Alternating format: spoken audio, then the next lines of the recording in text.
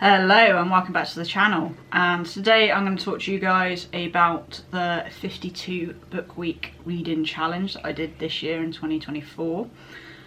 So why did I do this challenge?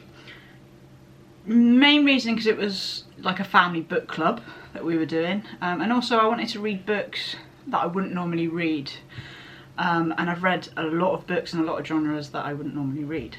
So let's kick off this video with what was the worst book that I've read. Now I think you're all going to probably guess this because I have done a video on this book, and that is Ulysses by James Joyce. Now if you want to know why I didn't get on with this book so much, I will link the video either up or below so you can watch that.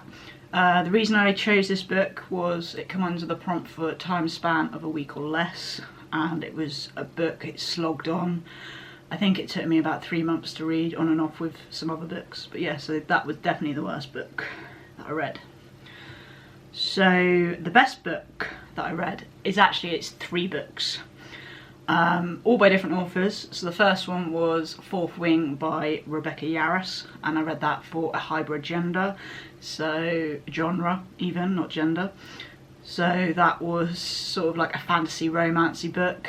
It was a book I couldn't put down, and I need to read the second one because the third in the series comes out at the end of January. So that is on my TBR list for 2025. It's just a book I loved. So yeah, and it got me back into fantasy again. The second book would be The Bonefield by Simon Kernack, which was, I read it basically because it had a yellow spine, and literally just that's the reason I picked it up.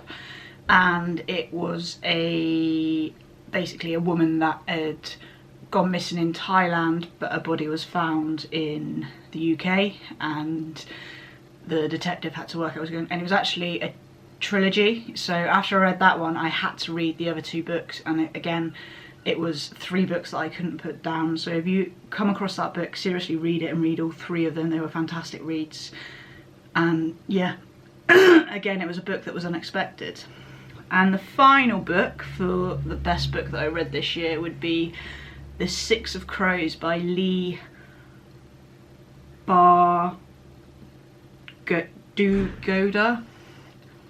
I'll put it in here somewhere so that you actually know who I'm talking about. And I read that because it was part of a duology. Again, I've only read the first one and I couldn't put it down. I haven't had time this year to read the second one, so again in 2025 I'm going to go back. I'm going to read Six of Crows again, and then I'm going to read the sequel straight after. So that is again on my TBR list for next year. So now I want to talk to you about a book that surprised me the most, and it was a book that I was putting off for a long time because I was just like, it's a classic, it's going to be hard, it's not really a sort of book that I would read, and that is Wuthering Heights by Emily Bronte. So I chose this book to come under the prompt for a title that matches lyrics from a song, and I was pleasantly surprised by this book. Again, it was something that I needed to find out what happened, and I find classic books hard to read because of the way they're written, but this book just pulled me in, and I had to know about all the characters and the grief, and I'd say yeah, there was some love in there as well, sort of. But it was a strange book, but again, it was a book that I really enjoyed, that surprised me that I enjoyed. So, book that disappointed me the most would be, we all know that I'm a massive Ken Follett fan. Pillars of Earth is probably my favourite book.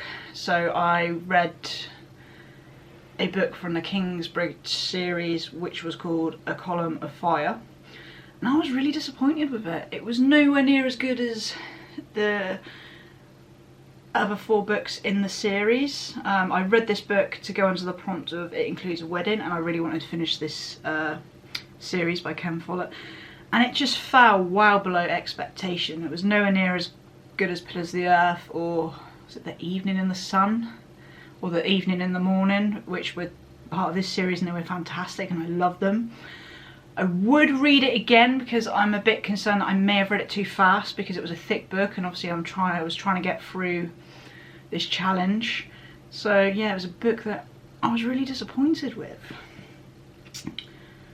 So Authors that I really enjoyed that I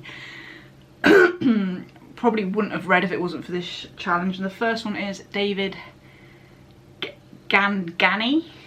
I read 2 of his books actually for this challenge. So I read The Flowers of the Killer Moon for prompt featuring Indigenous culture. It was obviously a film, made into a film last year with Leonardo DiCaprio. So I read that one, and I also read The Wager by him, which was for prompt a cover without people on it. It was about a boat ship, and I just loved the way that he brought real life events into a story.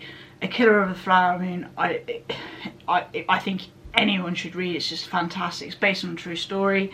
What those people went through because of the American government and selfish white people was absolutely disgraceful, and I think it's a book everyone should read to, you know, understand. And The Wager, again, how he delivered a story that was true with all the facts and actually made it into a story was fantastic. The second author, which again surprised me, was Frank Herbert with Dune. I read this because it has futuristic technology in. Again, it was a book everyone was like, it's a really hard book to read, so I was putting it off and putting it off, and I picked it up, and again I couldn't put it down, and now I need to read the other 5 books in the story. I'm hoping I get one for Christmas, fingers crossed, for the next one. So yeah, it's definitely someone that a book that I would recommend. I've even bought that book as a graphic novel that I intend to read at some point in the new year. There's actually 4 people in this category, the thingy. There's 5. 1, 2, 3, 4, 5, yeah. The third person that I really enjoyed reading, and I'm going to read some more of her books in the new year, is Kristin Hannah, The Nightingale, for prompt picked without reading the blur. Now my partner actually chose this book for me, and she just picked it off the shelf and I read it, and again the story was so good in it. It's basically 2 sisters, one's part of the French resistance, one doesn't really want to have anything to do with it, but her husband's in a prisoner of war camp, and then a German, I think it was a colonel, has to come and stay with her, and it's 2 stories. There's a bit of a love story in it as well, and it is a beautifully written story that I would suggest for anybody to read. I've heard so much more about some more of her other books. I think there's one called The Woman, which I think is set in Vietnam, which again, that's on my TBR list for at some point. We all have these lists that are obviously getting bigger and bigger. So yeah, I definitely would recommend any of her books if you're into sort of like historical fiction and a little bit of romance in there. The fourth book, which I'd never heard of this author until this year, and that is James Herbert. He's supposed to be the British version of Stephen King, who we'll come talk about a bit later on. And I read his book The Rats because it included a personal phobia. It was only a short book, but the story, it was just so gripping. I had to find out what happened. I think there's actually another 2 or 3 in this series that, again, I need to read. They're really short books, but he kept me engaged in this story, and it was horrific.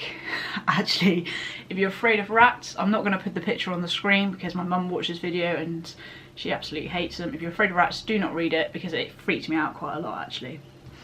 And the final book for authors that I really enjoyed is a small book, and it was nominated for a Booker's Prize Award, I believe, a few years ago. And it's just one I come across on, I think it was on the New York Times 100 Greatest Books of the 21st Century. And that was Claire Keegan's Small Things Like These. It's only 83 pages long. I read it because that has an abrupt ending, which I will not, you know, tell you what happens, but yes, it does have an abrupt ending. And it was such a moving and powerful book for something that only had 83 pages or 87 pages, whatever it is. And if you're looking for a quick, fantastic read for like even in one evening, I think I read it, then that book is definitely for you. And she is going to be another author that I'm going to pick up next year. I think she's got a book called Foster that's supposed to be really good, so I'd like to read that next year. and yeah, she was just fantastic. So the next authors that I want to talk to you about are authors that disappointed me. Now, there's two in this category, and people are going to come for me in the comments on this, I just know it. The first one was F. Scott Fitzgerald. I read The Great Gatsby for a character-driven novel, and it's been something on my TBR for a very long time. Everyone says it's such a great novel. It comes in so many lists for 100 books that you should read before you die, and I was really disappointed. The story didn't capture me, the characters didn't capture me, and I was so glad it was such a short book, because I don't think I would have finished reading it if it'd been any longer. And yeah, it was just a book that really disappointed me. Now this is the big one that I know you definitely are all going to come for me in the comments, and that is Stephen King. I've read 2 of his books this year, and both of them weren't what I expected and disappointed me. So one of the first ones was Carrie. I read it as a revenge story. I think I did a short at some point for this book, so if you want to go and find out what I actually thought of this book, go and quickly watch that short after this video. And it took me a long time to get into the book. I think the last third of the book, it was okay, not fantastic, and I know it was one of the first books he ever wrote, but it just it wasn't what I thought it was going to be. And compared to a story like Rats by James Herbert, I actually prefer him as an author than Stephen King. So if I was going to suggest a horror author to someone, it would probably be James Herbert and not Stephen King.